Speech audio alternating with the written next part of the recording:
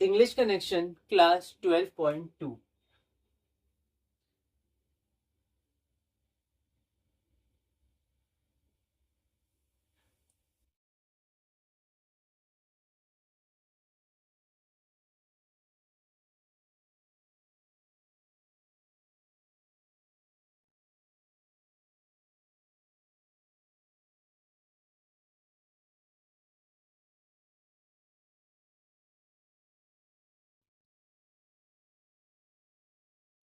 तो यहाँ पर हमारे पास इंग्लिश कनेक्शन क्लास 12.2 मतलब सेकेंड पार्ट मतलब हम यहाँ पर वोकेबलरी कनेक्ट करने की कोशिश करेंगे।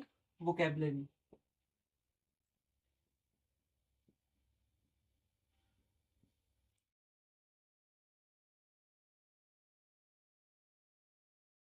तो इस क्लास में हमारे पास 20 वर्ड्स हैं। आप हमेशा क्लास 1 से रिवाइज करिएगा, हम लोग इस क्लास से आगे बढ़ते हैं। सबसे पहला वर्ड जो हमारे पास है वो वर्ड है admire.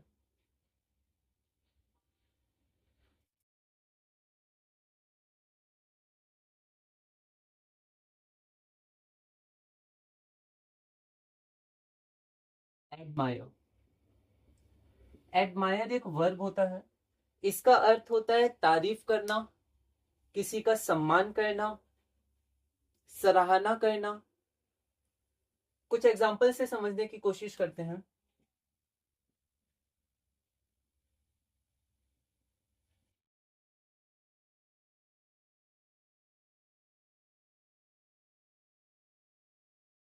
I admire your hard work. I मतलब मैं, एडमायर मतलब प्रशंसा करता हूँ, तारीफ करता हूँ या सम्मान करता हूँ। योर मतलब तुम्हारा, हार्ड वर्क मतलब मेहनत, जो तुमने कड़ी मेहनत की है उसकी मैं प्रशंसा करता हूँ।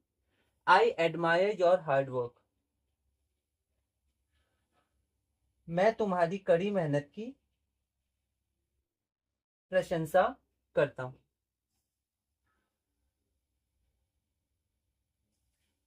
अगला एग्जाम्पल देखते हैं।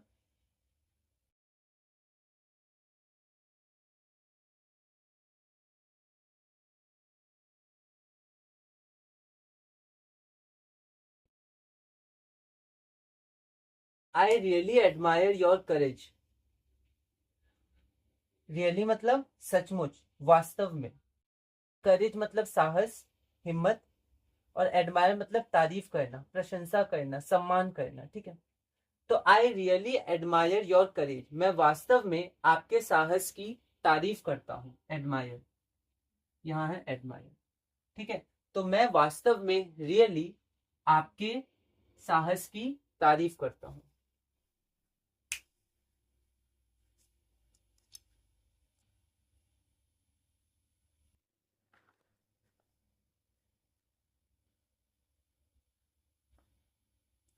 अगला एग्जाम्पल देखते हैं।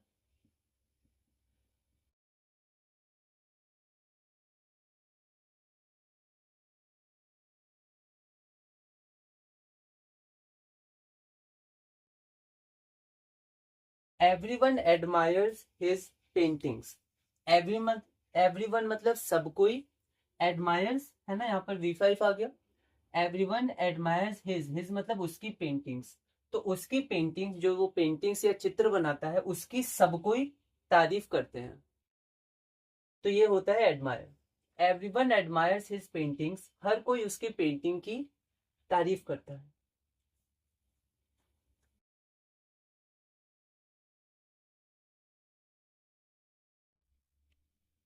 सेकंड हमारे पास है प्रेज। प्रेज प्रेज नाउन भी होता है और वर्ब भी होता है। इसका अर्थ भी तारीफ करना, प्रशंसा करना होता है, एडमायर जैसा।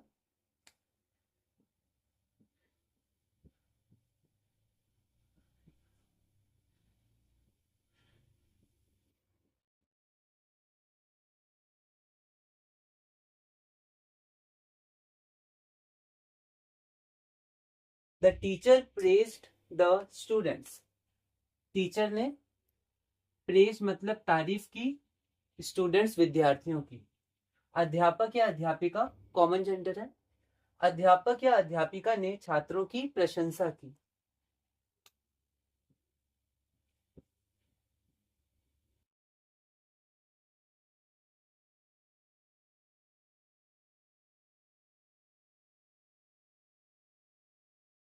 She deserves a lot of praise. Deserve करना मतलब हकदार होना, किसी को जो चीज देनी चाहिए उसका हक है, तो शी डिजर्व्स, वह हकदार है। किसकी हकदार है? A lot of. अलॉट ऑफ मतलब होता है बहुत, बहुत। प्रेज मतलब तारीफ, तो वह बहुत तारीफ की हकदार है। उसने ऐसा काम किया, इतनी कड़ी मेहनत की कि वो बहुत सारी तारीफ की हकदार है। She deserves a lot of praise, वह बहुत अधिक प्रशंसा की हकदार है।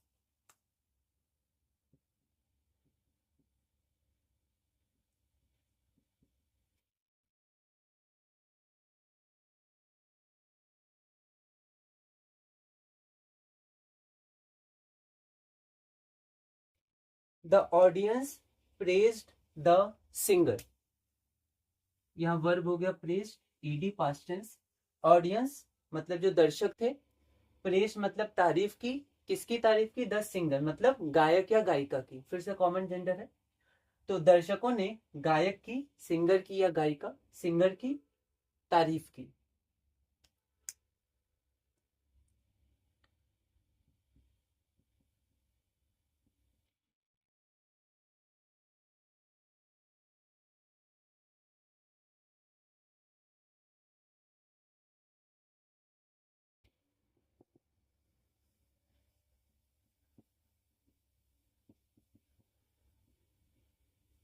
The boss praised him for his dedication.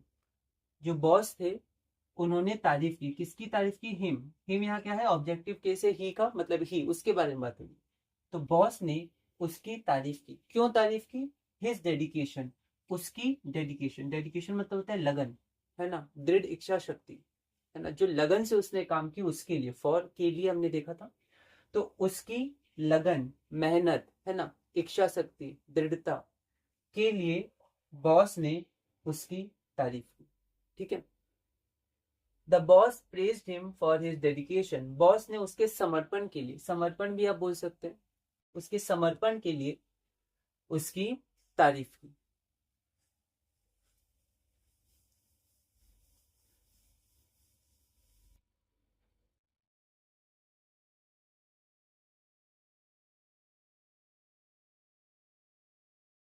तीसरा वर्ड हमारे पास आता है आर्ग्यू। आर्ग्यू एक वर्ब होता है। इसका अर्थ क्या होता है? बहस करना। एक आर्ग्यू का अर्थ होता है बहस करना। दूसरा वाद विवाद करना, वही बहस करना, वाद विवाद करना। ठीक है। और तर्क देना मतलब अपने पक्ष में, जैसे आप किसी चीज को सपोर्ट कर रहे हैं, किसी इंसान को या किसी वस्तु को, किसी चीज को आप सपोर्ट कर रहे हैं, तो आप क्यों सपोर्ट कर रहे हैं? अपने रीजंस बताइए, तर्क बताइए। तो तर्क देना, अपनी तरफ से आर्ग्यू करना। तो इसका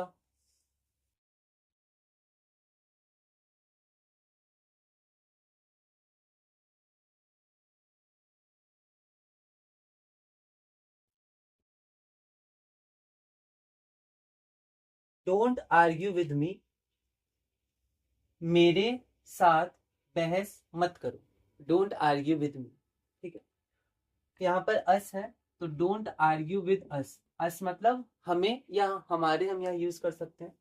तो हमारे साथ बहस मत करो, डोंट आर्ग्यू विद अस।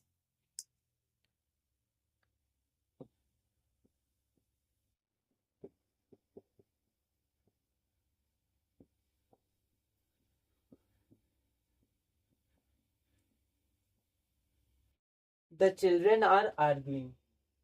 ठीक है। तो चिल्ड्रेन आर्ग्यू कर रहे हैं, चिल्ड्रेन आर आर्ग्यूइंग। तो यहाँ पर हमारा प्रेजेंट कंटिन्यूस आ गया, जो वो कर रहे हैं। बच्चे बहस कर रहे हैं।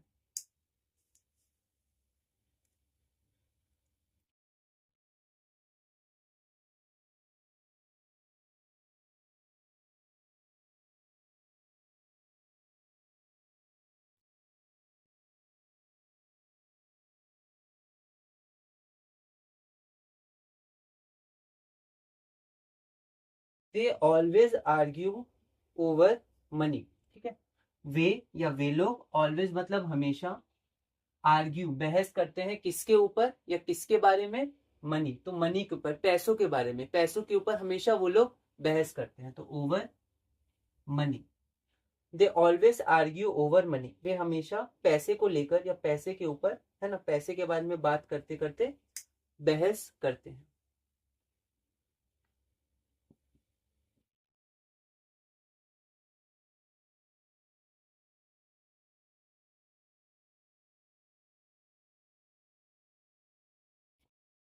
I have no desire to argue.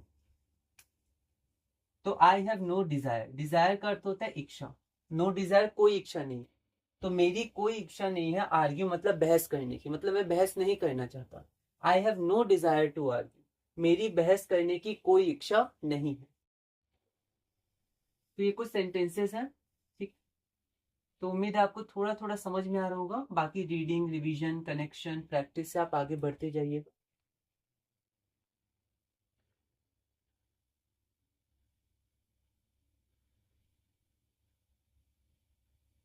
अगला हमारे पास है मिस फॉर्च्यून। ये एक नाउन होता है। मिस फॉर्च्यून का अर्थ होता है दुर्भाग्य, बदकिस्मती, विपत्ति, मुसीबत, दुर्घटना, ठीक। तो इसके कुछ एग्जांपल्स हम लोग देखते हैं।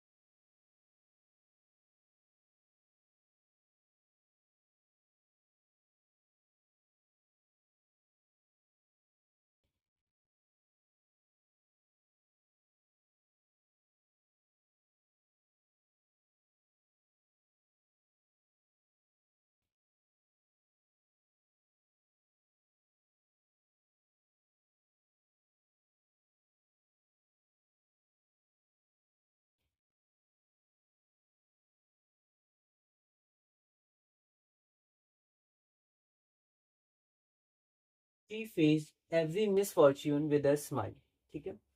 तो यहाँ पर फेस मतलब सामना करना, मतलब उसने सामना किया। किसका सामना किया? एवरी मतलब हर, मिसफॉर्च्यून मतलब हर मुसीबत का, हर विपत्ति का उसने सामना किया विद अ स्माइल, एक मुस्कुराहट के साथ। तो कभी हार नहीं मानी, हर दिक्कत, हर मुश्किल, हर मुसीबत का जीवन में उसने सामना किया एक मुस्कुराहट के साथ। She faced every misfortune with a smile, उसने हर मुसीबत का मुस्कुराते हुए सामना किया, फेस किया।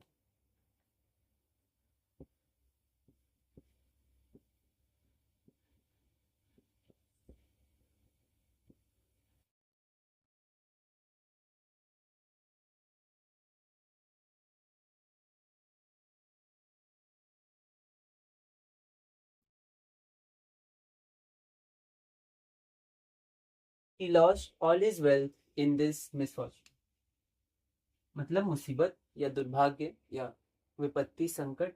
तो इस मुसीबत में, इस किसी मुसीबत की बात हो रही है, तो इस मुसीबत में उसने ऑल हिज वेल्थ, अपनी सारी संपत्ति, अपना सारा धन, लॉस्ट मतलब खो दिया। तो उसने इस मुसीबत में अपना सारा धन लॉस्ट, खो दिया, मतलब ऐसी मुसीबत आई कि इस मुसीबत में जिसकी बात हो रही है उसके सारे पैसे चले गए, सारा धन, सारी चीजें लॉस्ट हो गई या फिर चली गई, खो गई या उससे छूट। He lost all his wealth in this misfortune, इस विपत्ति में उसने अपनी सारी संपत्ति खो दी।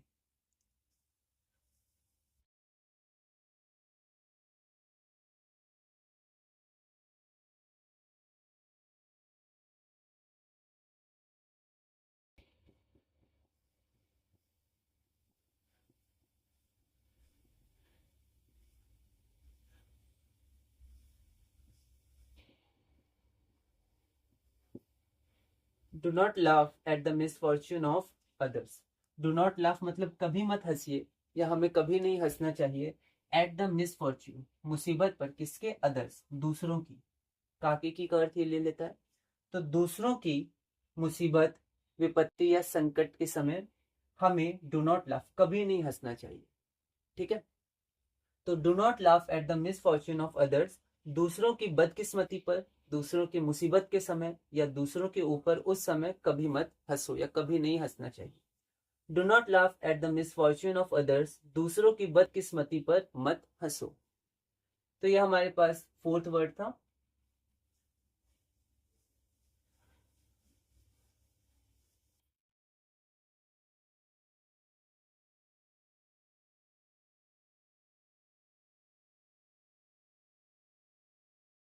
अगला वर्ड हमारे पास है स्पॉइल, और स्पॉइल एक वर्ब है। स्पॉइल का अर्थ होता है किसी चीज को बर्बाद कर देना, खराब कर देना, या किसी बात को, किसी प्लान को खराब कर देना। जो हम सोच रहे थे वो खराब हो गया, तो किसी बात को, किसी प्लान को, किसी चीज को, किसी वस्तु को खराब कर देना, बर्बाद कर देना, उसको स्पॉइल कहते हैं।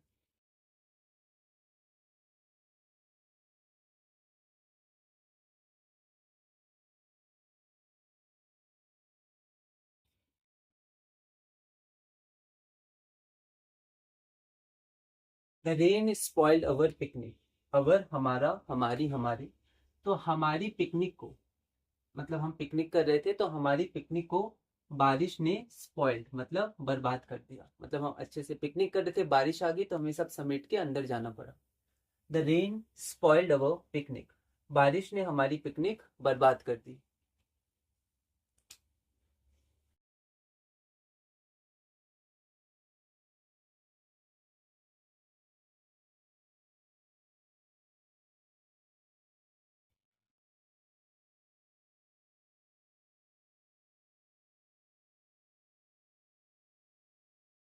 Milk spoils quickly in the summer. Milk मतलब दूध, स्पॉइल सिंगुलर है तो V5 का प्रयोग हुआ, वर्ब है V5, यहाँ पर V2 था। मिल्क स्पॉइल्स मतलब दूध बर्बाद होता है ना ता। क्विकली मतलब जल्दी, इन द समर गर्मी में, तो गर्मी में दूध जल्दी बर्बाद होते हैं, एडवर्ब हो गया। कुछ कुछ चीजें आप कनेक्ट कर सकते हैं। Milk spoils quickly in the summer, गर्मियों में दूध जल्दी खराब होता है या हो जाता है।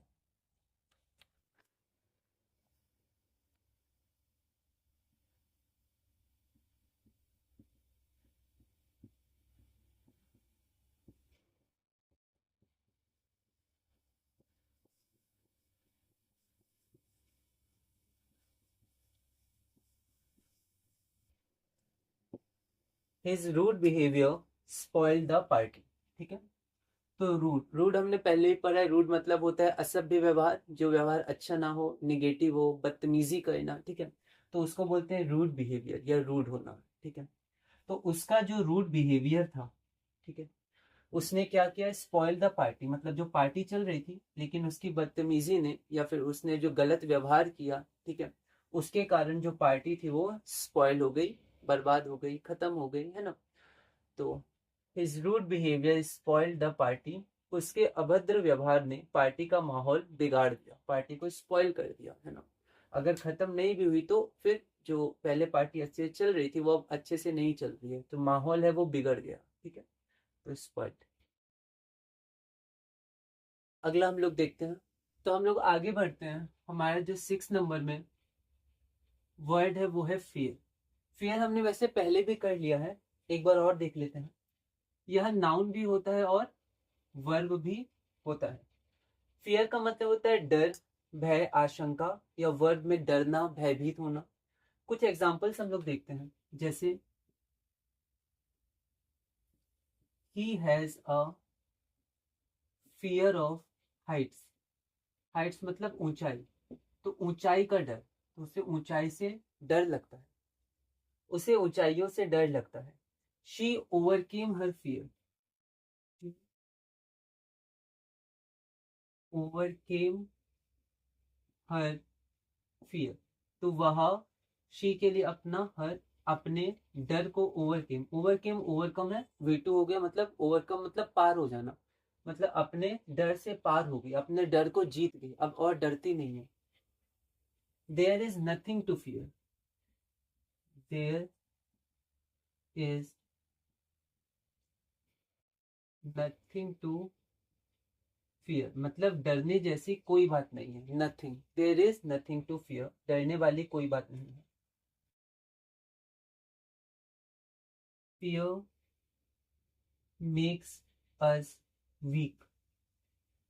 फियर मतलब डर, अस मतलब हमें, मेक्स बनाता है, वीक मतलब कमजोर। तो डर हमें कमजोर बनाता है। अगला है ही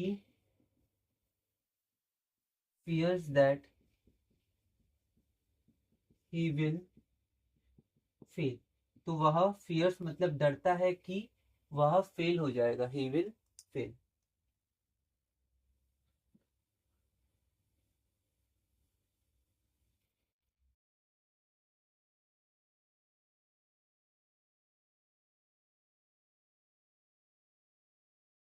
अगला जो हमारे पास 7th नंबर है वो है फियरलेस। फियरलेस हमारे पास एडजेक्टिव है। फियरलेस मतलब होता है निडर, इसमें डर नहीं है, निडर। जैसे he is a fearless soldier. तो डर लेस, वैसे लेस मतलब कम होता है, पर जब वो ऐसे जुड़ा रहता है किसी से, जैसे फियरलेस, केयरलेस, तो उसका नहीं मतलब पूरी तरह नहीं। तो डर नहीं है, वह एक निडर सोल्जर या सैनिक है।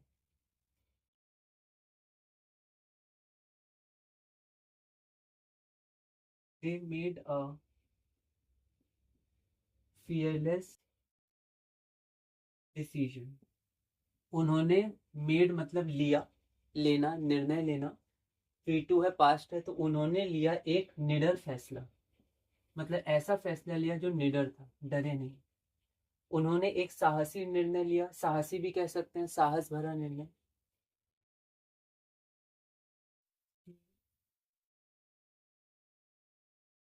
Faced the challenges with a fearless heart। मतलब निडर दिल के साथ, शी फेस्ड मतलब सामना किया उसने, चैलेंजेस मतलब जो संकट थे, मुसीबत थी, जो चैलेंज था, उसका सामना किया किसके साथ? फियरलेस हर्ट के साथ। उसने निडर हृदय के साथ चुनौतियों का, चैलेंजेस का सामना किया। और है जैसे she gave a fearless speech, उसने एक निडर भाषण दिया। He spoke the truth with a fearless voice, उसने निडर आवाज में सच कहा, फियरलेस वॉइस निडर आवाज में, ट्रुथ सच कहा। तो पीडीएफ में शेयर कर दूंगा, आप एक बार देख लीजिएगा। अगला वर्ड जो हमारे पास है वो है इम्पैक्ट।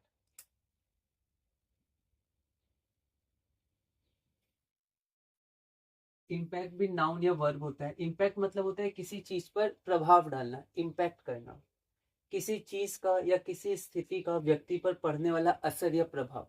तो किसी चीज का जब किसी पर प्रभाव पड़ता है तो वो प्रभाव पड़ना, उसको हम लोग इम्पैक्ट कहते हैं। असर डालना, प्रभाव डालना। ठीक है, कुछ एग्जाम्पल से समझने की कोशिश करते हैं।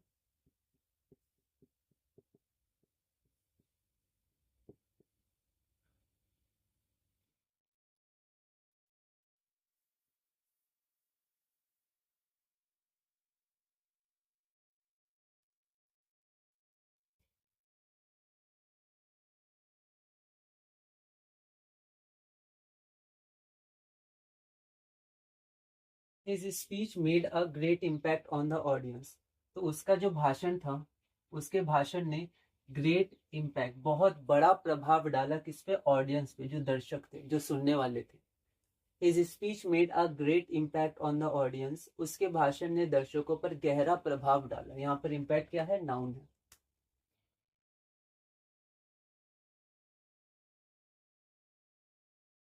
Education has a positive impact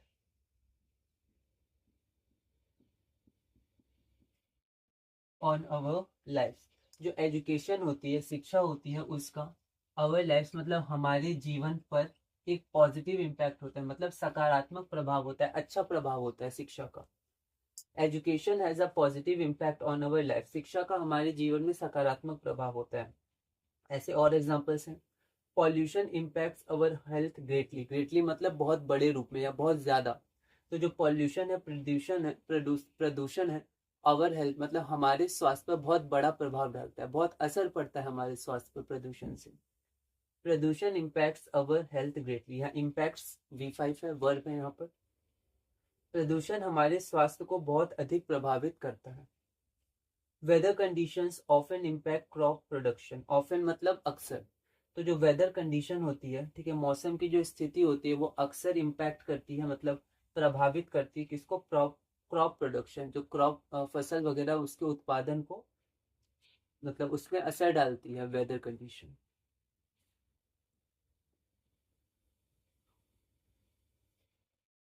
अगला वर्ड 9 नंबर हमारे पास है terminate.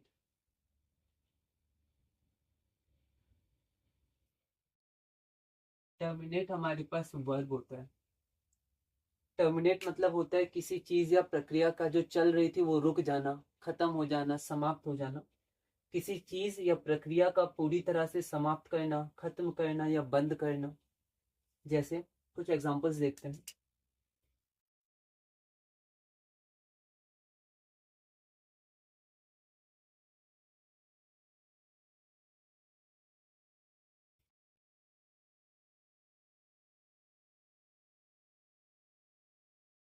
The meeting was terminated early, meeting या जो बैठक है, अर्ली मतलब द मीटिंग जो बैठक थी वो जल्दी समाप्त हो गई, अर्ली मतलब पहले ही वो समाप्त हो गई।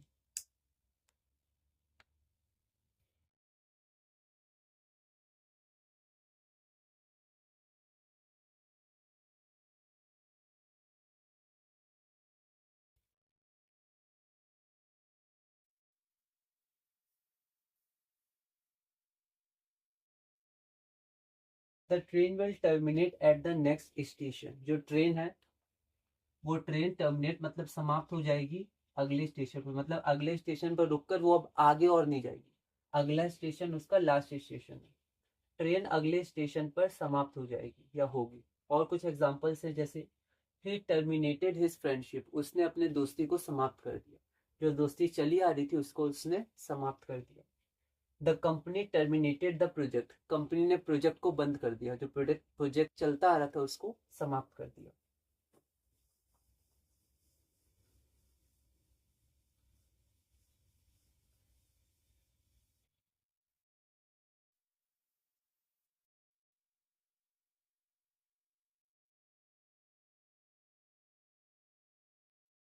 10th नंबर हमारे पास है डिपार्ट। डिपार्ट भी एक वर्ब होता है। डिपार्ट का मतलब होता है छोड़कर जाना, प्रस्थान करना या फिर रवाना होना कहीं से, डिपार्ट। जैसे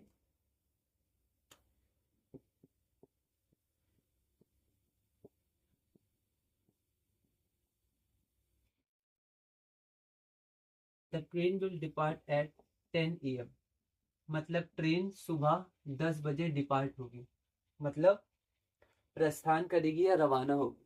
ट्रेन सुबह 10 बजे प्रस्थान करेगी मतलब चलेगी स्टेशन से, है ना। We must depart from here tonight, हमें आज रात यहाँ से रवाना होना चाहिए। He decided to depart early, जल्दी, है ना, उसने डिसाइड मतलब निर्णय लिया कि वो जल्दी डिपार्ट करेगा, जल्दी जाएगा। When does the bus depart, है ना, मतलब बस कब रवाना होगी, मतलब बस रुकी हुई है या फिर बस कब, यहाँ से कोई पूछ रहा है यहाँ से कब बस रवाना होती है। When does the bus depart, बस कब रवाना होती है। तो ये डिपार्ट था छोड़कर जाना, रवाना होना, प्रस्थान करना। अगला 11th नंबर है गैदर।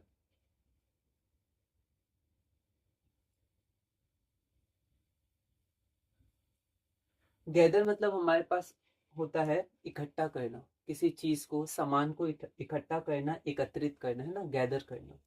जैसे गैदर योर बिलोंगिंग्स, बिलोंगिंग्स का अर्थ होता है सामान, किसी का सामान, बिलोंगिंग्स। गैदर योर बिलोंगिंग्स, अपना सामान समेट लो, अपना सामान इकट्ठा कर लो। The child gathered the flowers, gathered the flowers मतलब बच्चे ने फ्लावर्स को इकट्ठा किया। We gathered around the fire, मतलब जो फायर थी, आग थी, उसके चारों तरफ हम इकट्ठा हो गए हम लोग। Birds gather twigs, bird gather twigs for nest, तो जो बर्ड्स होते हैं या फिर जो पक्षी होते हैं उन्होंने गैदर किया, क्या गैदर किया, तो ट्विग्स। ट्विग्स मतलब होता है टहनियाँ, छोटी छोटी जो टहनियाँ होती हैं जो वो घोंसला बनाते हैं तो छोटी छोटी टहनियाँ गैदर करते हैं, तो birds gather twigs for nest, पक्षी घोंसले से टहनियाँ इकट्ठा करते हैं। I gather you are busy, देखिए गैदर का एक अर्थ और होता है।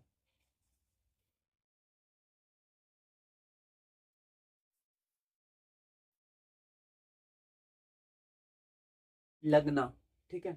जैसे I gather you are busy, यहाँ पर इकट्ठा करना अर्थ नहीं है, तो इसको आप थोड़ा ध्यान दे सकते हैं इसको।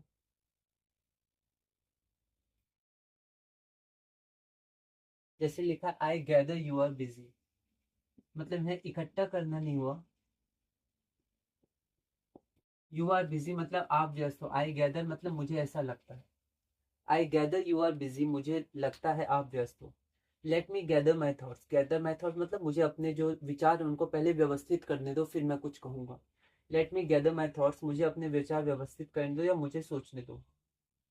I gather everything is fine, ठीक है, एवरीथिंग इज फाइन मतलब सब ठीक है, आई गैदर मतलब मुझे लगता है, तो I gather everything is fine, मुझे लगता है कि सब ठीक है।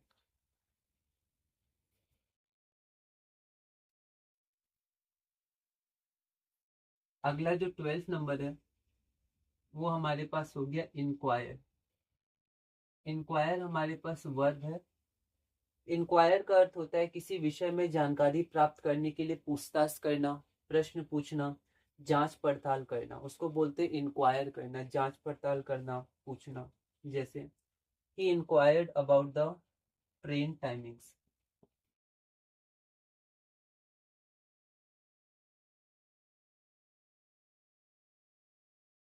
Inquired about the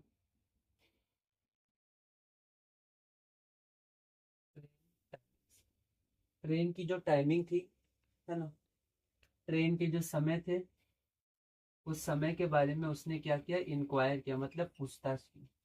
he inquired about the train timings, उसने ट्रेन के समय के बारे में पूछताछ की, कौन सा ट्रेन कब आएगी कब जाएगी। They inquired if the shop was open, उन्होंने पूछताछ की कि क्या दुकान खुली है, मतलब मुझे उस दुकान पे जाना है, क्या आप बता सकते हैं वो इस समय खुली होगी नहीं खुली होगी। तो उस दुकान के खुलने के ऊपर उन्होंने पूछताछ की। The teacher inquired about the absent students, तो टीचर ने पूछताछ की एबसेंट स्टूडेंट्स के बारे में कि कौन एबसेंट है, क्यों एबसेंट है, उन्होंने होमवर्क किया होगा नहीं किया होगा, बाकी बातें जैसी होंगी। शिक्षक ने अनुपस्थित छात्रों के बारे में पूछा। He is enquiring for the best doctor, वह सबसे अच्छे डॉक्टर के बारे में खोज कर रहा है, मतलब वो खोज कर रहा है सबसे अच्छा डॉक्टर कौन सा है। तो ये हमारे पास है इंक्वायर। अगला जो हमारे पास है वो है क्विट।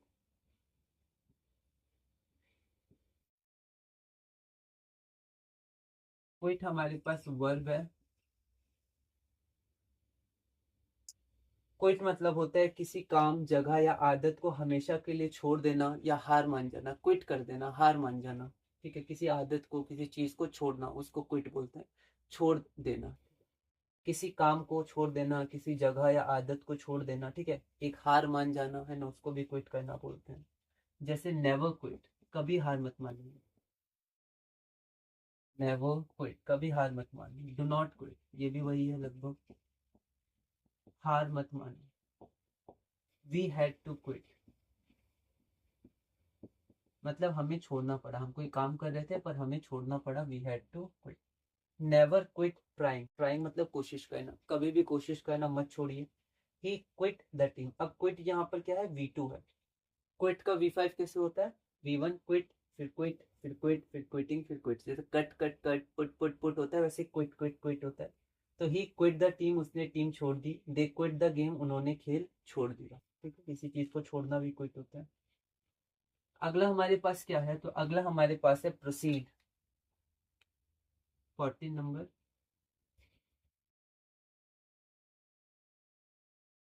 प्रोसीड हमारे पास वर्ब है। प्रोसीड मतलब होता है आगे बढ़ना या किसी चीज को जारी रखना, आगे तक ले जाना, उसको बोलते हैं क्विट। जैसे you can proceed now,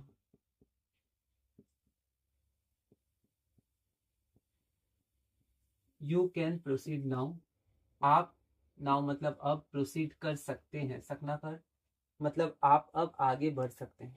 you can proceed now. अगला है we will proceed with the plan, हम प्लान के साथ मतलब योजना के संग प्रोसीड करेंगे, आगे बढ़ेंगे। How should we proceed from here, how मतलब कैसे, यहाँ से हमें प्रोसीड या आगे बढ़ना चाहते हैं। मान लेते हैं हमारी टीम में हम कोई चीज पे रुक गए, तो हम पूछ रहे हैं how should we proceed from here, यहाँ से हमें कैसे आगे बढ़ना चाहिए। Do not proceed without permission, without permission मतलब बिना आज्ञा के प्रोसीड मत करिए, आगे मत बढ़िए। प्रोसीड एज डायरेक्टेड, कई बार लिखा होता है proceed as directed. As directed मतलब जैसा आपको कहा गया है, जैसा आपको दिशा या डायरेक्शन दी गई है वैसा आप आगे बढ़िए। प्रोसीड एज डायरेक्टेड, निर्देशानुसार, निर्देश के अनुसार आगे बढ़िए। Please proceed to the next room मतलब अगले रूम की तरफ आगे बढ़े या अगले रूम में जाइए। Please proceed to the next room, कृपया अगले कमरे में जाइए। तो ये प्रोसीड हो गया। अगला हमारे पास है कॉन्टेस्ट।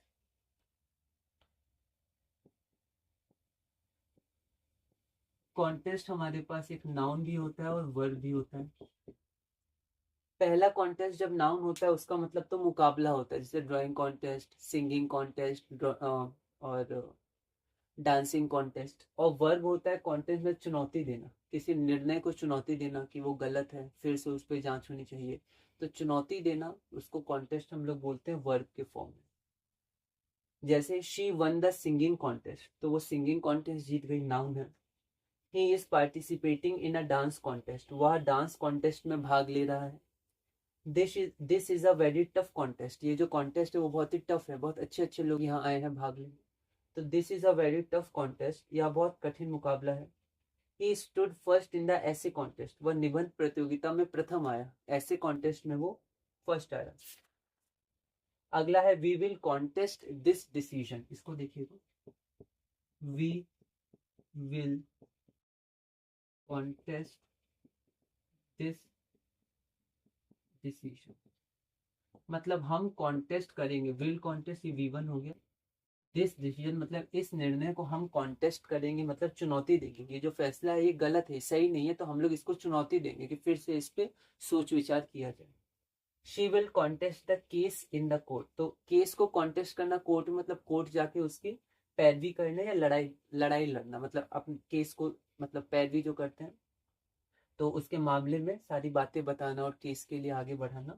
तो she will contest the case in the court, वह अदालत में जो केस है या मामला है उसकी पैरवी करेगी या लड़ाई करेगी, अपने तरफ से वो केस को प्रेजेंट करेगी। He was asked to contest the local election, एक इलेक्शंस को भी कॉन्टेस्ट करना होता है, मतलब उसमें भाग लेना, उसको लड़ना, चुनाव लड़ना, ठीक है। He was asked to contest the local elections, उसे स्थानीय या लोकल इलेक्शन या लोकल चुनाव लड़ने के लिए कहा। तो ये हमारे पास कॉन्टेस्ट हो गया। अगला हमारे पास होता है justify.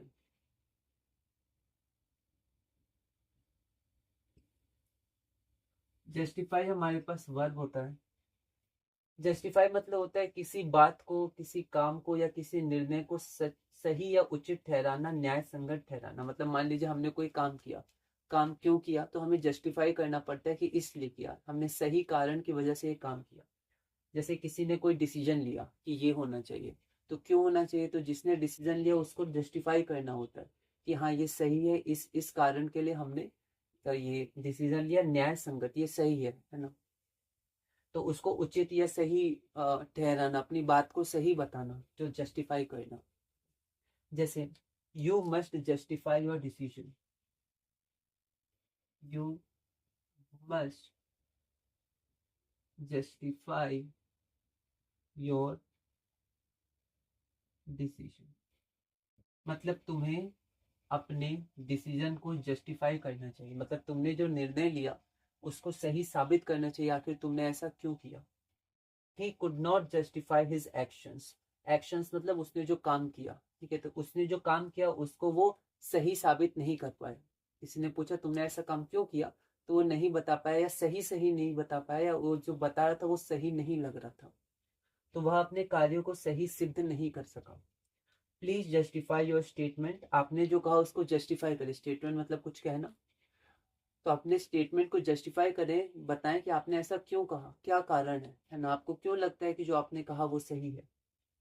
His success justified his hard work, तो उसकी जो सक्सेस थी उसने उसकी कड़ी मेहनत को जस्टिफाई किया कि वो कड़ी मेहनत क्यों कर रहा है ना, तो जब उसको कामयाबी मिली तो फिर पता चला कि हाँ इसीलिए, तो उसकी जो सक्सेस थी उसने उसने उसकी जो कड़ी मेहनत थी उसको सही साबित किया। His success justified his hard work. उसकी सफलता ने उसकी कड़ी मेहनत को सही साबित कर दिया। He tried to justify his absence. Absence मतलब कमी। मान लीजिए कोई मीटिंग में या क्लास में वो नहीं आया, तो उसने कोशिश की बताने की वो क्यों एब्सेंट है या क्यों नहीं आ पाया, तो वो ट्राई किया जस्टिफाई करने के लिए, सही बताने के लिए वो क्यों नहीं आ पाया, उसका आना किस प्रकार सही था, ऐसे कारण थे जिसके कारण वो नहीं आ पाया। तो ये हमारे पास होता है जस्टिफाई। जस्टिफाई के बाद हमारे पास अगला है, बाकी मैंने यहाँ पर लिखा है, आप एक बार उसको देखिएगा। अगला हमारे पास जो 17th नंबर है वो है सिक्योर। सिक्योर हमारे पास एडजेक्टिव है और ये वर्ब भी होता है। इसका अर्थ होता है सुरक्षित, मजबूत, पक्का, और वर्ब के तौर पे इसका अर्थ होता है सुरक्षित करना, एक प्राप्त करना भी होता है, सिक्योर करना, प्राप्त करना, बांधना, और हाँ ये होता है वर्ब के लिए। जैसे his future is secure, his future is secure, मतलब उसका भविष्य क्या है, सिक्योर है, मतलब सुरक्षित है। जैसे उसको कोई अच्छी जॉब मिली है ना, और परमानेंट जॉब है, तो उसका फ्यूचर सिक्योर है। इज द डोर सिक्योर, क्या दरवाजा सुरक्षित या मजबूत है, दरवाजा टूटेगा तो नहीं, है ना, तो सिक्योर है कि नहीं door. They live in a secure area, मतलब वो उस जगह पर रहते हैं जहां पर कोई दिक्कत नहीं है, सब कुछ है, तो सिक्योर एरिया, सुरक्षित जगह पर रहते हैं। We feel secure with you, हम आपके संग सुरक्षित महसूस करते हैं। I will secure a loan, यहाँ पर सिक्योर वर्ब है, यहाँ पर प्राप्त करना, मैं एक लोन प्राप्त करूंगा, ठीक है, आई विल सिक्योर अ लोन, मैं एक लोन प्राप्त कर लूंगा। Please secure your seat belt, यहाँ बांधना भी होता है, सिक्योर करना मतलब अपनी सीट बेल्ट को अच्छे से बांध ले। ही सिक्योर द विक्ट्री, उसने जीत पक्की कर ली, मतलब अब जीत होनी ही है, सिक्योर हो गया, तो he secure the victory. She secure first place in the class, secure मतलब प्राप्त करना, उसने क्लास में प्रथम स्थान प्राप्त किया।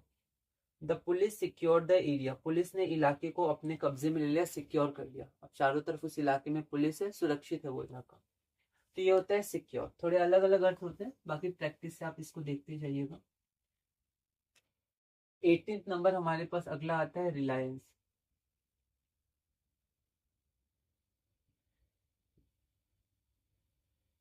रिलायंस हमारे पास एक नाउन है।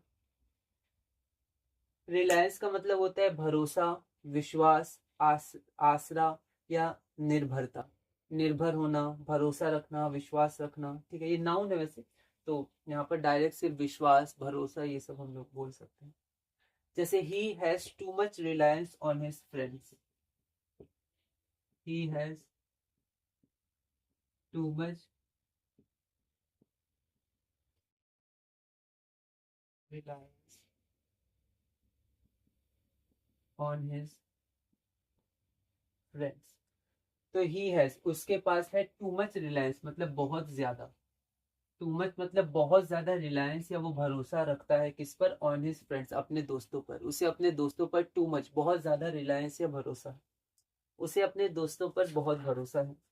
He has no reliance on himself, मतलब उसे खुद पर कोई भरोसा नहीं है, मतलब उसे सेल्फ कॉन्फिडेंस नहीं है, तो he has no reliance on himself, उसे खुद पर या स्वयं पर कुछ कुछ भरोसा नहीं है, या कोई भी भरोसा, बिल्कुल भी भरोसा नहीं।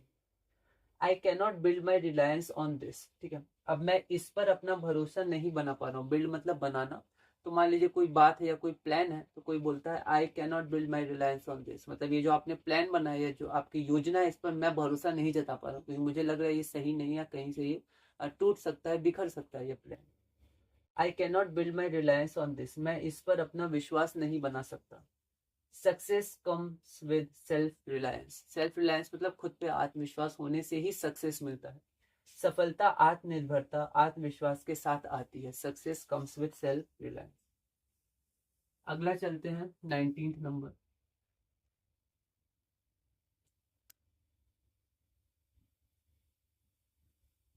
19th नंबर है हमारे पास डिनाई। डिनाई हमारे पास एक वर्ब है, किसी बात को मानने से इनकार कर देना, खंडन कर देना, गलत कर देना, किसी को कोई चीज देने से मना कर देना, ठीक है, तो डिनाई का अर्थ होता है मना कर देना, कोई कुछ बोल रहा है तो उसको मना कर देना, या किसी को कोई चीज नहीं देना, डिनाई कर देना। कुछ एग्जांपल्स देखते हैं। We can not deny the truth.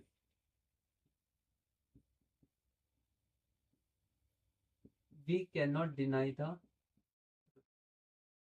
मतलब हम, ट्रुथ मतलब सच को डिनाई नहीं कर सकते, कैन नॉट मतलब नहीं कर सकना, तो हम सच को ठुकरा नहीं सकते, सच से इनकार नहीं कर सकते।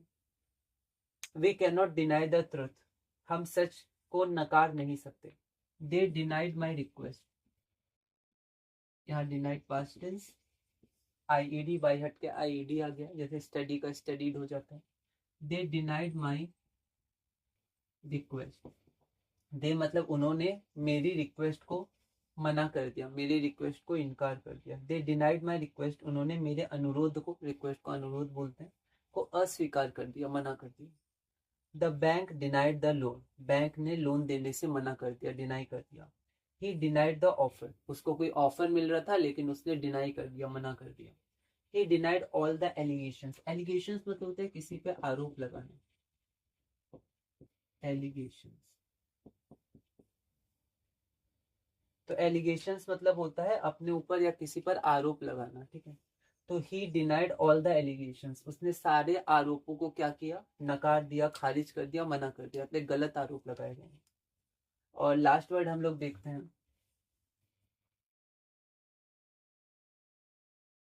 नेग्लेक्ट।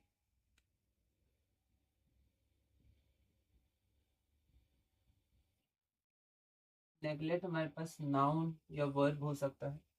नेग्लेक्ट का अर्थ होता है किसी पर ध्यान नहीं देना, किसी को नजरअंदाज कर देना, किसी को अनदेखा कर देना, किसी बात को या किसी इंसान को नेग्लेक्ट कर देना, अनदेखा कर देना, उपेक्षा करना भी बोलते हैं।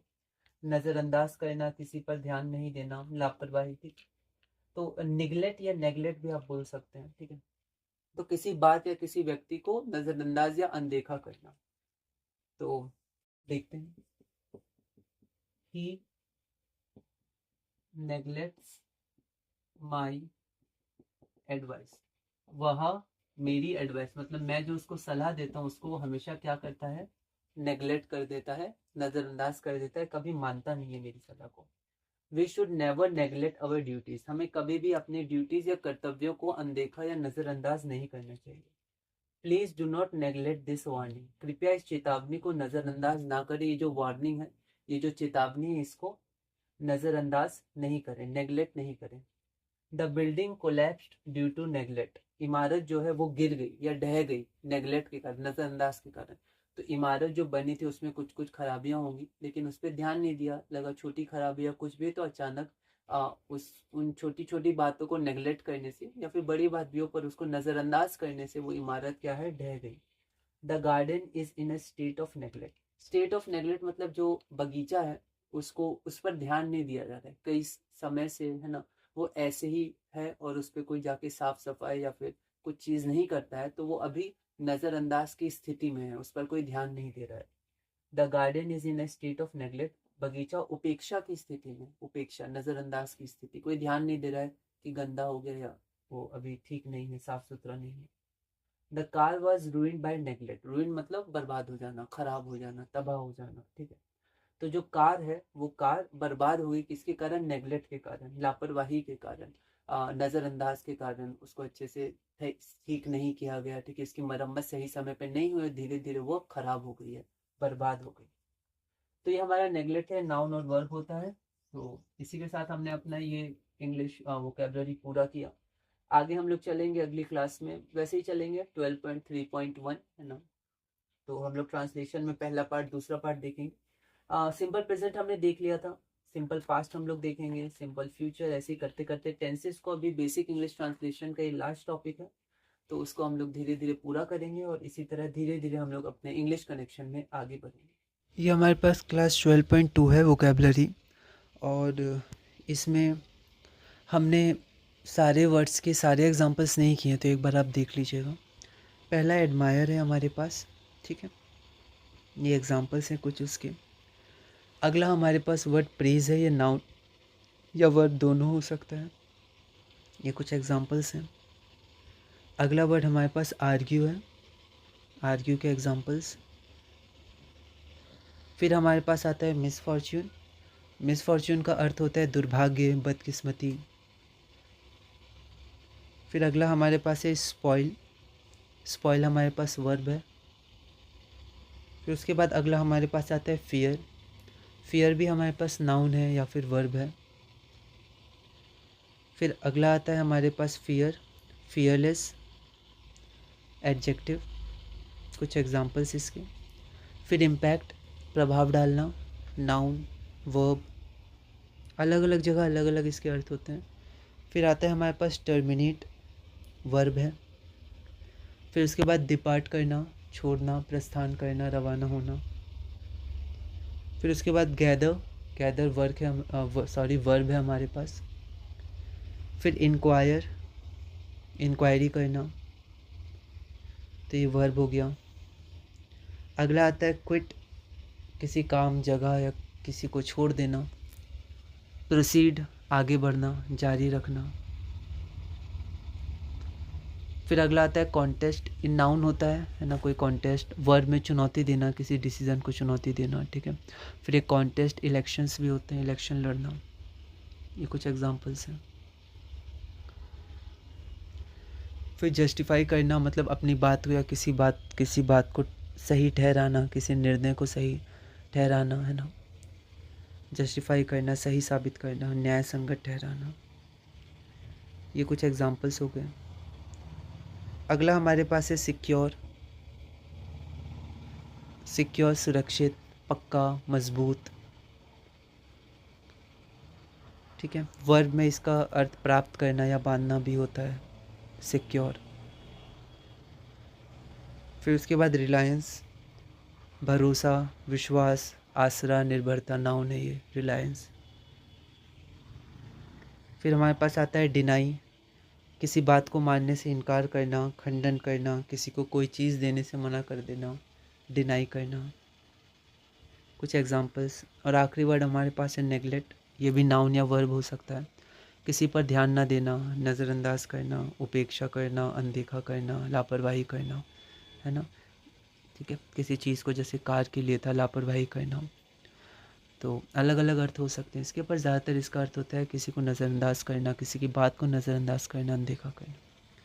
तो इसी के साथ ये पूरा हुआ। फिर ऐसे ही हम लोग आगे कंटिन्यू करेंगे। 12.3 मतलब थर्ड पार्ट मतलब ट्रांसलेशन, और ये 1 मतलब क्या है हमारे पास, ये पहला पार्ट होगा, पहली क्लास होगी ट्रांसलेशन की। इसमें हम लोग सिंपल पास्ट, सिंपल प्रेजेंट, इन सब को देखेंगे और इसी तरह धीरे धीरे अपने इंग्लिश कनेक्शन में आगे बढ़ते जाएंगे।